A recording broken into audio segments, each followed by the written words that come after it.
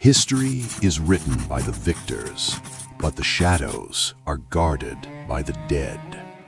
At the height of the 17th century, while France basked in the golden extravagance of the Sun King, Louis XIV, a dark secret was being moved from fortress to fortress, hidden beneath a mask that would become the greatest enigma of the modern era. For 34 years, a man lived without a name, without a face, and without a voice. But who was he, and why was his existence a crime so grave that not even death could grant him a pardon? Welcome to Dossier Cold Cases. Today, we cross the threshold of time to unmask the most mysterious prisoner in human history.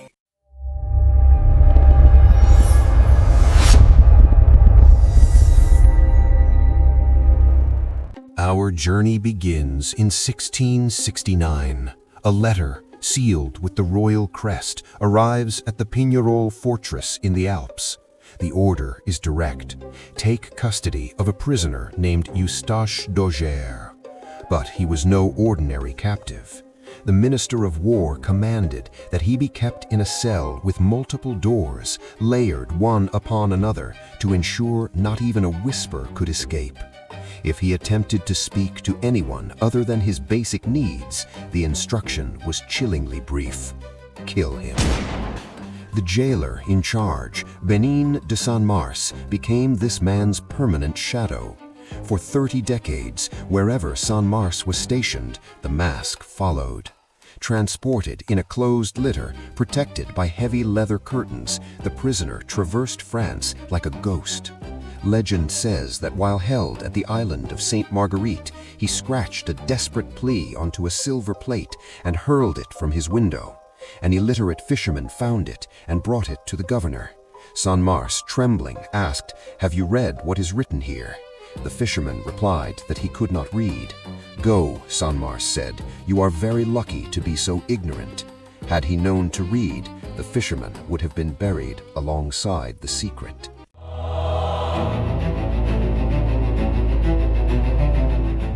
Now we descend into the deepest cavern of this mystery. Why the mask? The most famous theory, immortalized by Voltaire and Alexandre Dumas, suggests the man was the twin brother of Louis XIV.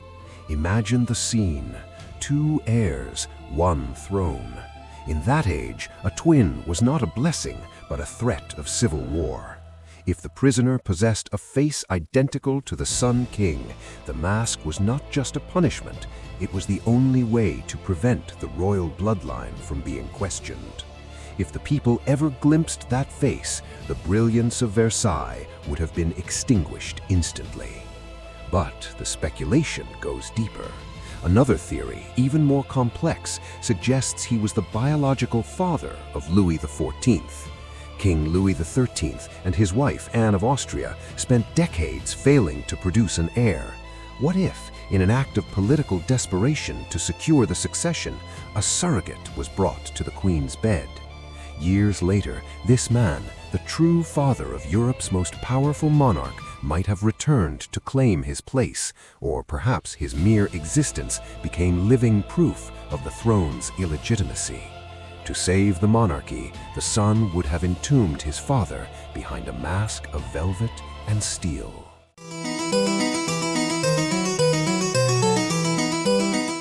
In death, there is also a political trail.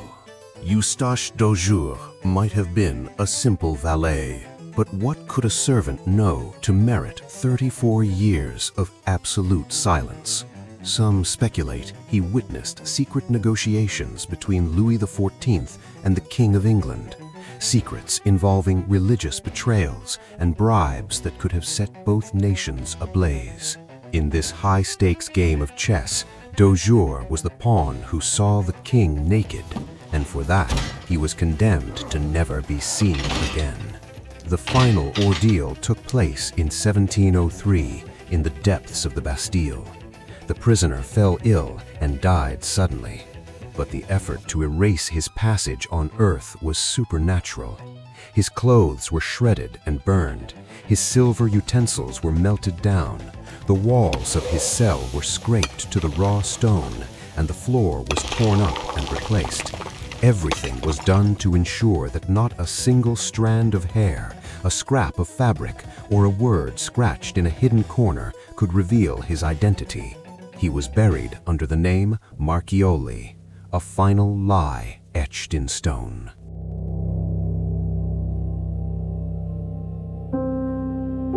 As we reach the end of this journey, we return to the world of the living with a question that echoes through time.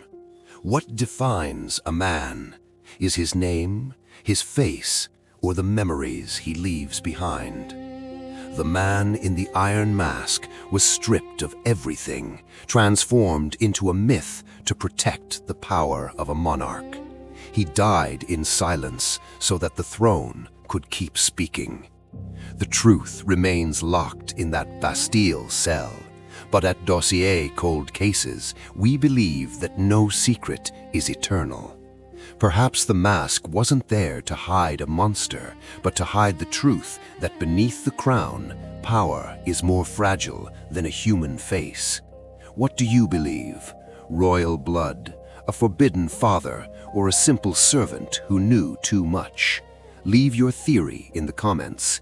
History is alive, and sometimes it wears a mask.